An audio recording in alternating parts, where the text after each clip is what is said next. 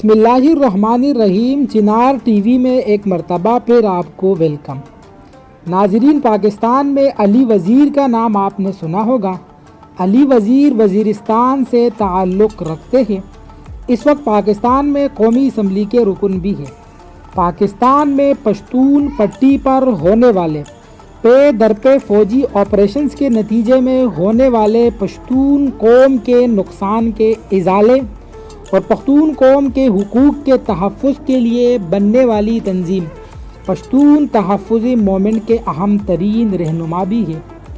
اس مٹی کا ایک وفادار بچہ ہے۔ گزشتہ ایک طویل عرصے سے پاکستان میں پشتون پٹی پر مسلط جنگ میں یہ جوان اپنے گھر سے 18 جنازے اٹھا چکا ہے، مگر اس کے باوجود آج بھی ریاست کے ساتھ وفاداری کا برم نبھا رہا ہے۔ علی وزیر ایک زخمی قبائلی پختون ہے۔ انتقام اس کی قبائلی روایت کا اہم جز ہے، مگر آفرین اس قبائلی نوجوان پر کہ اس قبائلی روایت کو پس پش ڈال کر ریاست کے ساتھ کھڑا ہے۔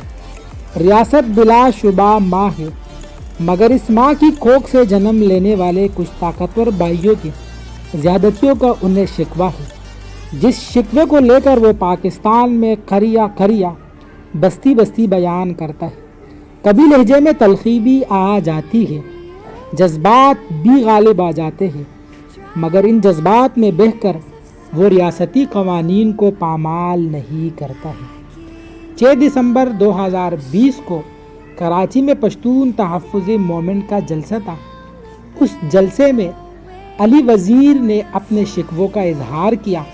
لہجے میں تلخی آئی، جس کے بعد ریاست کی طرف سے ان پر بغاوت کے مقدمات بنے، اور گزشتہ سے پیوستہ 16 دسمبر کو جب وہ پشاور میں پشاور آرمی پبلک اسکول کے معصوم بچوں کی شہادت کے حوالے سے منعقدہ ایک تقریب میں شرکت کرنے کے لیے جا رہے تھے تو انہیں گرفتار کر لیا گیا، اور گرفتار کرنے کے بعد انہیں کراچی پولیس کے حوالے کر دیا گیا۔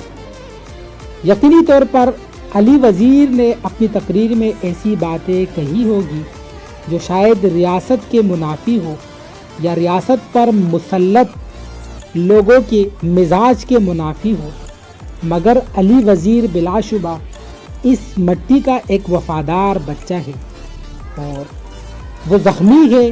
یقینی طور پر وہ اپنے گھر سے 18 جنازے اٹھا چکے ہیں۔ 18 جنازوں کا لفظ بولنا منہ پر تو بڑا آسان ہے، مگر اگر ہماری ذات پر بات آ جائے تو ہم اس کا تصور بھی نہیں کر سکتے ہیں۔ ہم امید رکھتے ہیں ریاست سے اور ریاستی اداروں سے کہ وہ زخمی علی وزیر سے درگزر کریں گے اور انہیں معاف کریں گے، اور اسی سے پاکستان آگے بڑھے گا۔